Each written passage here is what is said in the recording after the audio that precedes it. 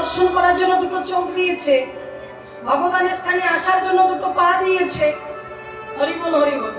তাহলে ভগবান যা যা প্রয়োজন, সুন্দর একটা বদন দিয়েছে হরি কথা কৃষ্ণ কথা বলার জন্য। তো হয়তো আপনারা বলবেন যে মা সাধনা, সবাই তো হরি কথা বলতে পারে না, কোনো দরকার নেই। আপনি একটা সিনেমার গান করবেন, যদি আপনি আমসুরে গান করেন না, তাহলে কিন্তু লোকে থামিয়ে দেব, গলায় সুর নেই, কিছু নেই, গান করতে এসেছে। কিন্তু হরি নামটা কিন্তু কোনো গান নয়, হরিনাম কৃষ্ণ নামটা হচ্ছে মন্ত্র, শুধু মন্ত্র নয়, মহা মহা মহা মহামন্ত্র। এই মন্ত্র আপনি যেভাবেই জপ করুন, আপনি তালে করুন, বেতালে করুন, জেনে করুন, না জেনে করুন, বুঝে করুন, না বুঝে করুন, আপনি যেভাবেই করবেন আপনার কিন্তু সেভাবেই মঙ্গলে মঙ্গল হয়ে যাবে। তাই তো মায়েরা ওদিকে হলো কি, তো সেই ব্যক্তির স্ত্রী প্রত্যেকদিন বলে হ্যাঁ গো যাও না একটু হরিনাম শুনে এসো, কিছুতেই যায় না, কোথাও কৃষ্ণ নাম শুনতে যায় না। তো বাবা গ্রামে একদিন কি হয়েছে, হরিনাম কীর্তন হচ্ছে, এবার তার স্ত্রী বলছে ওগো আজকে তোমায় যেতেই হবে, আজকে তোমায় কীর্তন শুনতে যেতেই হবে। তোমায়রা দেখবে এই জগতে এমনও মানুষ আছে বাবা, ধরুন স্ত্রী কৃষ্ণ ভক্ত, স্বামী কৃষ্ণ ভক্ত নয়, সেই নাস্তিক স্বামী তার স্ত্রীকে কখনো কিন্তু হরি ভজনে যেতে দিতে চায় না, বলে ধূপ ও হরি নাম রাজ্যে কি হবে শুনে, তোমার যদি একতলা ছাদ থাকে দোতলা হয়ে যাবে, হবে না। একটা কথা মাথায় রাখবেন, হরি নাম শুনি একতলা ছাদ দোতলা হয়ে যায় না, এটা ঠিক, কিন্তু হরি নাম যদি কেউ শোনার মতো শুনতে পারে, সে প্রকৃত মানুষের মতো মানুষ হবেই হবে, এটা গ্যারান্টি, যদি শোনাটা সঠিক হয়। আর একটা কথা বলে যায় যে হরি নাম শুনবো কেন বা করাবো কেন, তো মায়েরা একটা কথা শুনে রাখুন, যে এই হরি নাম কৃষ্ণ নাম শুধু এপারের জন্য নয়, আপনি যেমন কর্ম করবেন আপনার ফলটা তেমন হবে। অনেকে বলে মনুষ্য দেহ পেয়েছি, যা খুশি তাই করবো, যা খুশি তাই বলবো, না, আপনি যেমন কর্ম করবেন আপনার ফলটা তেমন হবে। আপনি যদি প্রত্যেকদিন গিয়ে চুরি করেন, ধরে নিন চুরি করছেন, তাহলে প্রত্যেকদিন চুরি করতে করতে করতে করতে একদিন কিন্তু আপনাকে ধরা পড়তেই হবে, আর সেই দিন আপনার পানিশমেন্ট কেমন হবে? হ্যাঁ, গ্রামের কাছে আপনি আর মুখ দেখাতে পারবেন না, তার কারণ কি? তার কারণ স্বয়ং আপনি নিজে। কারণ আপনি চাইলে কিন্তু সৎসঙ্গ করতে পারতেন, আপনি চাইলে সাধু সঙ্গ করতে পারতেন, কিন্তু আপনি সেটা করেননি। তাহলে যে আপনি চোরের সঙ্গ করেছেন, তাহলে তো আপনার সেই অপবাদটা মাথায় নিতেই হবে বাবা। তাই কর্মটা হচ্ছে সব থেকে বড়। আর একটা কথা শুনে রাখুন, যে মানুষের যে আমাদের পরিচয়টা কতদিন, যতদিন ভগবান আছে ততদিন। এপার থেকে যখন ওই পারে চলে যাব, তখন কে আমার ভাই, কে আমার বন্ধু, কে আমার স্বামী, কে আমার স্ত্রী, কোনো পরিচয় থাকবে না। যতদিন ভগবান আছে আমার পরিচয় আছে।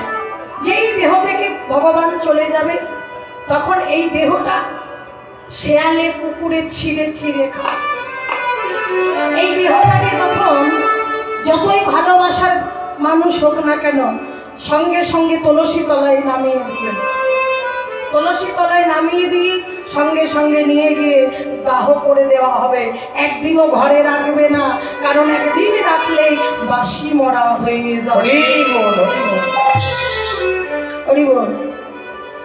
তো মায়েরা, তো যখন আপনি এপার থেকে ওই পারে যাবেন, তখন কিছু তো নিয়ে যেতে হবে, কিছু আপনাকে নিয়ে যেতে হবে। কি নিয়ে যাবেন আপনি? টাকা পয়সা নিয়ে যাবেন?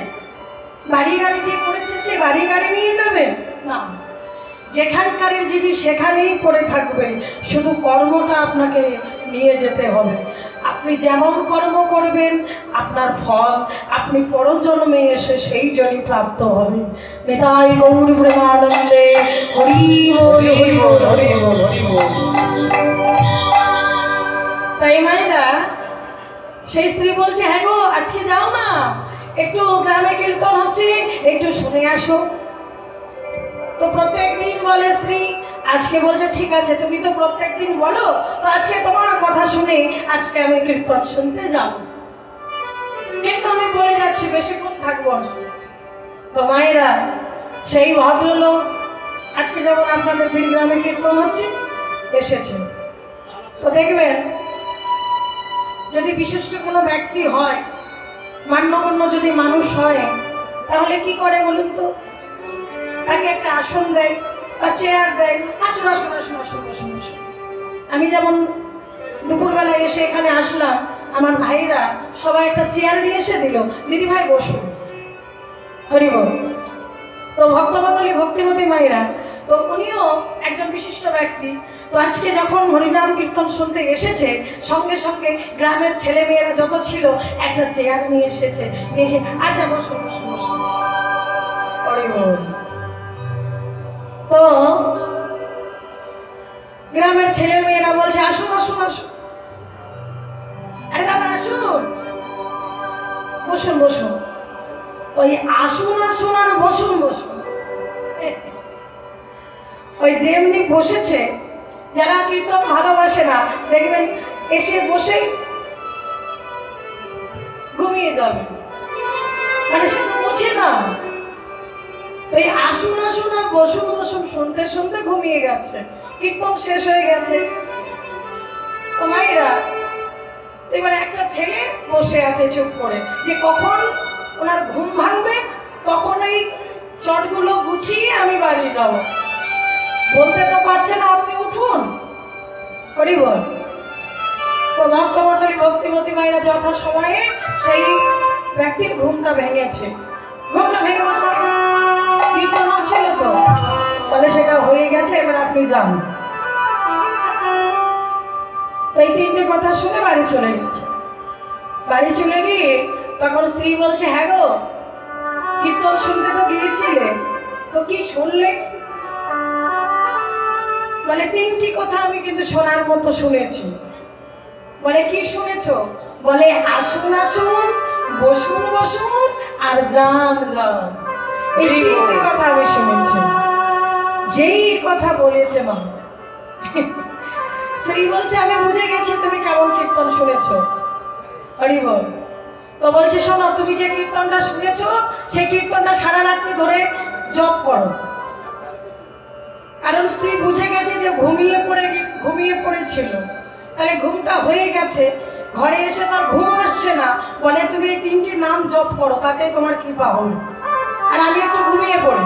স্ত্রী ঘুমিয়ে পড়েছে আর স্বামী কিন্তু ওই তিনটে কথাই জপ করছে, আসুন আসুন, বসুন বসুন আর যান যান, তিনটে কথা জপ করছে। মায়েরা, যেমনি জপ করছে আর ঠিক সেই সময় রাত্রি অনেকটা হয়ে গেছে, মধ্যরাত্রি, ওই রাত্রিবেলা একদম চোর এসেছে চুরি করতে। চোর এসে তালা টালা ভেঙে ঘরের মধ্যে ঢুকেছে। হ্যাঁ, কিন্তু উনি কিন্তু বলেই যাচ্ছে যে আসুন আসুন, বসুন বসুন আর যান যান। চোর বেটা এসে যেমনি ঘরের মধ্যে ঢুকেছে, ঠিক সেই সময় সেই বেটা বলছে আসুন আসুন। তো যেই আসুন আসুন বলেছে, সঙ্গে সঙ্গে কি ব্যাপার, তো ঘুমায়নি মনে হচ্ছে? হ্যাঁ, দেখে ফেলেছে কি হরি বল, আমাদের মনে হয় চিনেই ফেলেছে, তা না হলে আসুন আসুন বলছে কেন? ও মা, তারপরের কথাটা কি শুনেছে? ওই ব্যক্তি বলছে বসুন বসুন। এবার তাহলে আমাদের এবার চিনে গেছে মনে হয়। হ্যাঁ, তা না হলে কেন বলবে যে বসুন বসুন? তো বলছে কি রে, যা পেয়েছি চুরি করে যথা সময়ে সবকিছু দিয়ে দিয়ে বাড়ি চল। তার কারণ কি জানিস? বল, কারণ আমাদের ভাগ্যে কিন্তু কষ্ট আছে বাবা। তো মায়েরা যা কিছু চুরি করে পেয়েছিল, ওই চোর সব কিছু ওই বেটার বাড়িতে দিয়ে দিয়েছে যেমনি। এবার বলছে যান যান যান। কি আগে প্রাণ দুটো নিয়ে তো চলে যায়। তখন চোর দুটো পালিয়ে চলে গেল। চোর যখন চলে গেল, সকালবেলা উঠে সেই ব্যক্তি দেখছে সর্বনাশ। হ্যাঁ গো, এই এত জিনিসপত্র কোথা থেকে এলো? এত জিনিসপত্র কোথা থেকে এলো?